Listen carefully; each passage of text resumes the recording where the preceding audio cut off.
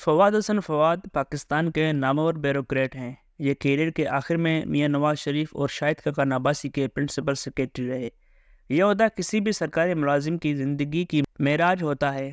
वज़ीर-ए-आज़म का हर हुक्म, हर बड़ी पोस्टिंग, हर बड़ी ट्रांसफ़र और हर बड़ा फैसला प्रिंसिपल सेक्रेटरी के दफ्तर से जारी होता है। हम अगर हुकूमत को ट्रेंड समझ लें तो प्रिंसिपल सेक्रेटरी इसका इंजन होता है, लेकिन बदकिस्मती से फवाद साहब की कैरियर का इख्तिताम अच्छा नहीं हुआ। उन्हें दौरान मुलाजमत 5 जुलाई 2018 को आमदन से ज़ायद असासों के इल्ज़ाम में नेब ने गिरफ्तार कर लिया और ये 18 माह नेब की हिरासत में रहे। फवाद साहब जैसे इंसान के लिए कैद तन्हाई तकलीफ दा थी, मगर इससे ज़्यादा तकलीफ दा बात इन पर करप्शन का इल्ज़ाम था। मैंने इनसे जेल में भी मुलाकात की और राही के बाद भी इनसे मुलाकातें रहीं। मैंने एक दिन इनसे पूछा, आपको जेल में सबसे ज़्यादा तकलीफ़ किस चीज़ से हुई? इनका जवाब था, मेरी बेटी की ताज़ा मंगनी हुई थी। मुझे जब गिरफ्तार किया गया तो मेरे जहन में सबसे पहली ये ख्याल आया, बेटी का ससुराल मेरे बारे में क्या सोचेगा और कहीं मेरी गिरफ्तारी से बेटी का रिश्ता ना टूट जाए।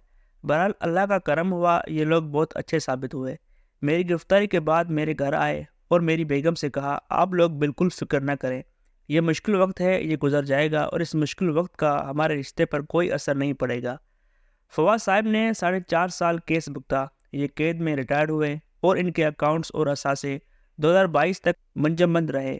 इस खेल का नतीजा वही निकला जो अक्सर ऐसे केसेस में निकलता है। ये फरवरी 2023 में बाअज़्ज़त बरी हो गए और फिर उन्हें निगरान हुकूमत में प्राइवेटाइजेशन का वफाकी वजीर बना दिया गया। अदालतों ने फवाद साहब को बाअज़्ज़त बरी कर दिया, लेकिन 3 सवाल अभी तक मौजूद हैं। अगर फवाद साहब बेगुनाह थे तो फिर ये करप्शन के इल्ज़ाम में जेल में क्यों रिटायर्ड हुए? दूसरा, बेगुनाही के बावजूद ये 18 माह जेलों और 4.5 साल अदालतें में धक्के क्यों खाते रहे? और तीसरा सवाल, इन्हें जलील करने वाले किसी शख्स का एहतसाब क्यों नहीं हुआ?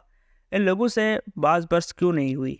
फवाद हसन फवाद शरीफ फैमिली के स्टार ब्यूरोक्रेट थे। ये बतौर सेक्रेटरी मियां शहबाज शरीफ के साथ भी काम करते रहे और मियां नवाज शरीफ के प्रिंसिपल सेक्रेटरी भी रहे। लिहाजा शरीफ ब्रादर्स जानते हैं, जब किसी अफसर पर करप्शन का अंधाधुंध इल्ज़ाम लगाया जाता है तो इसके ख़ानदान पर क्या गुजरती है। शरीफ फैमिली खुद भी बरसों से करप्शन के झूठे मुकदमे भुगत रही है। लिहाजा ये लोग भी अच्छी तरह जानते हैं, जब लोग मे फेयर अपार्टमेंट्स के नीचे खड़े होकर मरीम के पापा चोर हैं के नारे लगाते हैं, या ख़ानदान के अफराद को मीडिया में चोर चोर या डाकू डाकू कहा जाता है, या अदालतें अकामा की बुनियाद पर सजाएं देती हैं, या जज 3 बार के वज़ीर-ए-आज़म को सिसिलियन माफिया कहते हैं, तो इंसान के दिल पर क्या गुजरती है। लेकिन आप ये अलमिया देखिए, दर्जन मरतबा इस तकलीफ़ से गुजरने वाले मियां शहबाज शरीफ ने 26 अप्रैल को बेक जुम्बश कलम FBI के 25 आला अफसरों को सरेआम करप्ट और नाअहल डिक्लेयर कर दिया। सरकारी मुलाजिम पूरी ज़िंदगी खुदे लाइन लगते रहते हैं।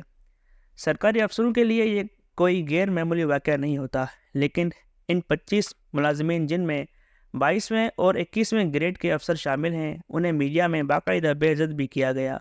वज़ीर इत्तलात अता तारड़ ने प्रेस कॉन्फ्रेंस में ऐलान किया, इन अफसरों को करप्शन की बुनियाद पर ओहदे से हटाकर एडमिन पोल में डाला जा रहा है। यह सीधा साधा जुल्म और ज़्यादती है। सरकारी मुलाजमत में 22वें ग्रेड आखिरी ग्रेड होता है और इसके बाद अफसर रिटायर्ड हो जाते हैं, और कोई अफसर अपने सीने पर करप्शन और नाअहली का तमगा सजा कर रिटायर्ड नहीं होना चाहता। चुनांचा ये ज़्यादती है। वज़ीर-ए-आज़म जानते हैं, ग्रेड 17 से 22वें ग्रेड तक मुलाजमीन की बाकायदा ACR तैयार होती है और अफसर एजेंसियों से भी फ़िल्टर होते हैं, जबकि ग्रेड 21 से 22वें में सिर्फ वज़ीर-ए-आज़म तरक्की देते हैं और इससे पहले 3 खुफिया इदारे अफसर के बारे में बाकायदा रिपोर्ट करते हैं। वज़ीर-ए-आज़म के इस नामुनासिब हुक्म का निशाना बनने वाले अफसरों में 22वें ग्रेड के अफसर भी शामिल हैं। इसका मतलब ये हुआ, वज़ीर-ए-आज़म और सिस्टम करप्ट और नाअहल लोगों को प्रोमोट करता रहा। और अगर वाकई ऐसा है तो फिर ज़िम्मेदार कौन है? क्या इन करप्ट लोगों को प्रोमोट करने वाले वज़ीर-ए-आज़म का एहतसाब नहीं होना चाहिए? इससे नहीं पूछना चाहिए, आपने नाअहल और करप्ट अफसरों को 22वें ग्रेड देकर कौम के साथ ज़्यादती क्यों की? क्या एजेंसियों से भी ये नहीं पूछना चाहिए, इन्होंने करप्शन और नाअहली के बावजूद इन अफसरों की प्रमोशन की सिफारिश क्यों की? और क्या इन तमाम सीनियर अफसरों और बोर्ड से भी नहीं पूछना चाहिए, जो इन्हें मुसलसल 30 साल प्रमोट करते रहे? आप इससे भी साइड पर रख दीजिए। वज़ीर-ए-आज़म के हुक्म के ज़द में आने वाले अफसरों में इशफाक कुरैशी भी शामिल हैं। मियां शहबाज शरीफ की 16 माह की अपनी हुकूमत ने इनकी शानदार कारकर्दगी पर इन्हें सितारा इम्तियाज़ दिया। इनका नाम 14 अगस्त 2023 को اناؤنس ہوا تھا اور اس کی منظوری میاں شہباز شریف نے دی تھی۔ اس کا کیا مطلب لیا جائے؟ کیا یہ سمجھا جائے دنیا میں دو شہباز شریف ہیں؟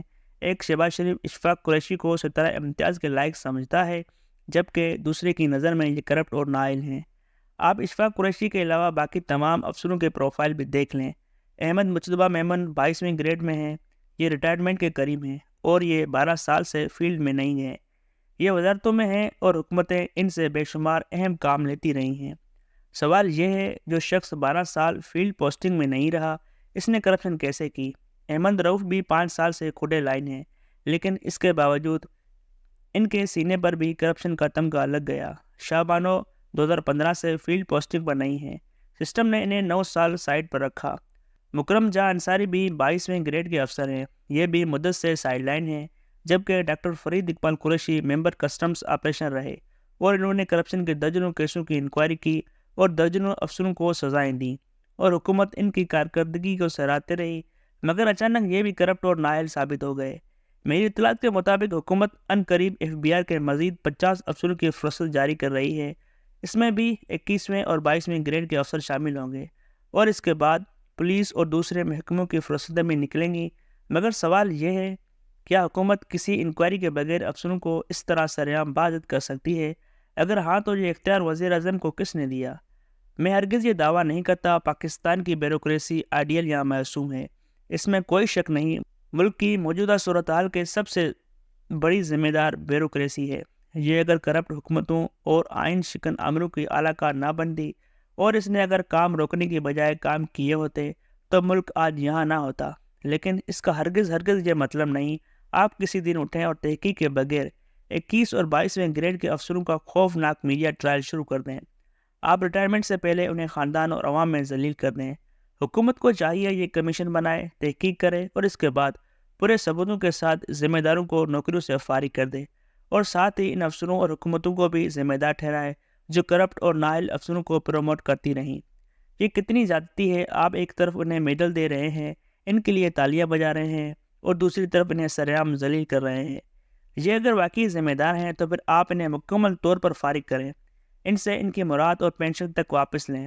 آپ انہیں ایڈمن پول میں ڈال کر قوم کا مزید سرمایہ اور وقت کیوں ضائع کر رہے ہیں؟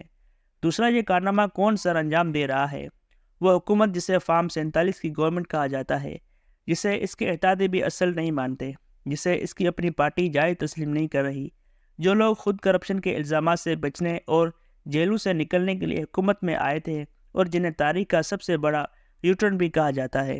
مجھے اچھی طرح یاد ہے، آج سے 2 سال پہلے جب شہزاد اکبر ٹیلی ویژن پر بیٹھ کر شریف فیملی کی فائلیں کھولتے تھے تو یہی عطا تڑپ کر کہتے تھے ہمارا میڈیا ٹرائل کیا جا رہا ہے، ان کے پاس کیا ثبوت ہیں، وغیرہ وغیرہ۔ لیکن آج یہ خود بھی وہی کام کر رہے ہیں، یہ 2 درجن بیوروکریٹس کو ذلیل کر رہے ہیں اور ان کے خلاف ثبوت تک نہیں دے رہے ہیں۔ کیا یہ کھلا تضاد نہیں؟